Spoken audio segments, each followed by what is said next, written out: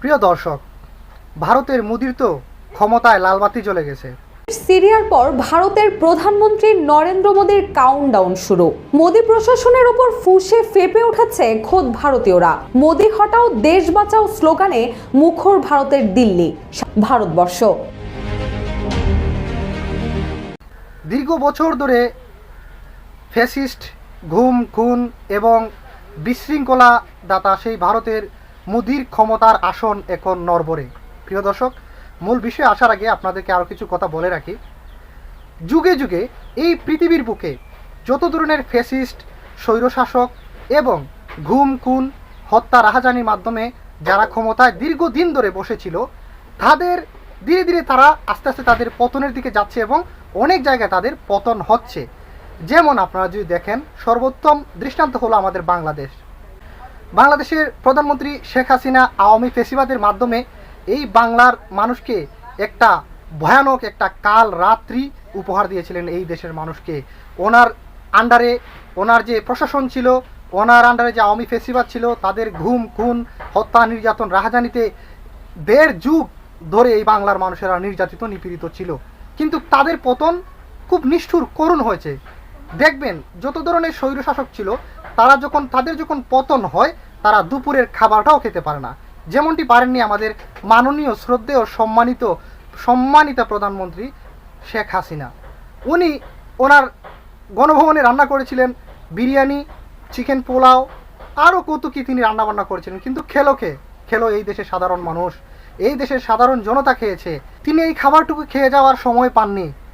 ঠিক তেমনি যদি আমরা এই শ্রীলঙ্কার রাজা পাকসের পরিবারকেও দেখি, তারাও দীর্ঘদিনের তাদের এই পরিবারের ঘুম, খুন, এই দুর্নীতি, লুটপাটের কারণে শ্রীলঙ্কাবাসী অতিষ্ঠ হয়ে গিয়েছিল এবং তারাও এইভাবেই এই শ্রীলঙ্কার গণভবন ঘেরাও করেছিল সাধারণ মানুষ। এবং সেই রাজা পাকসের পরিবার যারা ছিল, তারা এই দ্রুতগতিতেই পলায়ন করেছিল। তারাও তাদের খাবার দাবার ঠিকমতো খেয়ে যেতে পারেনি। তারপরে এই দেখেন সিরিয়ার বাশার আল আসাদের বিষয়টাই দেখেন, সেই শেখ হাসিনার মতোই পলাইতে হয়েছে। তাহলে দেখা গেল কি, ইতিহাস কখনো মিথ্যা সাক্ষী দেয় না। ইতিহাস যুগে যুগে মানুষকে সত্য মানুষের সামনে উন্মোচন করে দেয়, সময় কথা বলে। প্রিয় দর্শক, আপনারা দেখতেই পাচ্ছেন এই যে বর্তমানে ভারতের একটা করুণ অবস্থা। ভারতের মধ্যে বর্তমানে মোদি হটাও আন্দোলনটা ব্যাপকতা লাভ করেছে। ভারতের যে একটা পররাষ্ট্রনীতি, এই পররাষ্ট্রনীতির কারণে ভারতের সীমান্তবর্তী যতগুলো দেশ রয়েছে, সবগুলো দেশ আজ তাদের শত্রুতে পরিণত হয়েছে। কেন? ভারতের পররাষ্ট্রনীতিটা হচ্ছে শুধু আমাদের দাও, কিন্তু আমরা কিছু দেব না। এটা হচ্ছে তাদের পররাষ্ট্রনীতি। এই স্বার্থন্বেষী পররাষ্ট্রনীতির কারণে তারা একঘরে হয়ে গিয়েছে। তাদের পার্শ্ববর্তী কোনো রাষ্ট্র তাদের পাশে নেই। ইভেন তাদের পার্শ্ববর্তী যে হিন্দু রাষ্ট্রগুলো রয়েছে, এই যে ভুটান, নেপালের মতো রাষ্ট্রগুলো রয়েছে, তারাও তাদের পাশে নেই। কিন্তু কেন? কারণ শুধু একমাত্র সেই মোদি প্রশাসন এবং মোদি সরকারই এর জন্য দায়ী। প্রিয় দর্শক, তার দেশের এই যেমন কৃষকেরা কৃষিজাত পণ্য উৎপাদন করে ন্যায্য মূল্য পাচ্ছে না। কেন? কারণ তাদের একটা বিশাল একটা বাজার ছিল বাংলাদেশ। কিন্তু বাংলাদেশের বিরুদ্ধে তারা যখন ষড়যন্ত্র, অপতৎপরতায় লিপ্ত হলো, তখন বাংলাদেশ তাদের কাছ থেকে বিভিন্ন ধরনের ব্যবসা বাণিজ্য থেকে সরে দাঁড়ালো। এইটা অবশ্যই ডক্টর ইউনূসের একটা দূরদর্শিতার পরিচয়। তার ফলে কি হলো? ভারতে একটা ব্যাপক হাহাকার দেখা দিল। তাদের হোটেল ব্যবসায় বাংলাদেশের ট্যুরিস্টরা আর যায় না, তাদের হোটেল ব্যবসায় 10, তাদের কৃষি ব্যবসায় 10, তাদের যত ধরনের বাংলাদেশের সাথে যত ধরনের ব্যবসায়িক সম্পর্ক ছিল, সবগুলোতে 10 নেমেছে। এটা তো গেল একটা পর্যায়। তারপরে দেখুন, বাইরের বিভিন্ন দেশের সাথে দুঃসম্পর্কের কারণেও তাদের দেশে একটা প্রভাব পড়তেছে। সৌদি থেকে তাদেরকে, এই মুসলিম বিদেশির কারণে তাদেরকে সৌদি থেকেও তাদেরকে ভিসা দিচ্ছে না, তাদেরকে ফেরত পাঠিয়ে দিচ্ছে।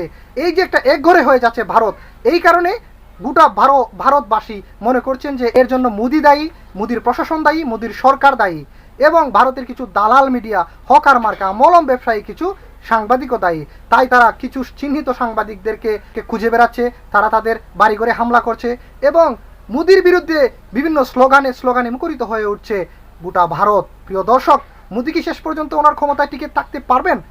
উনি কি এই সকল জনগণের রুশানলের এই ক্ষোভকে কি তিনি নিবারণ করে কি তিনি ওনার ক্ষমতা টিকিয়ে রাখতে পারবেন?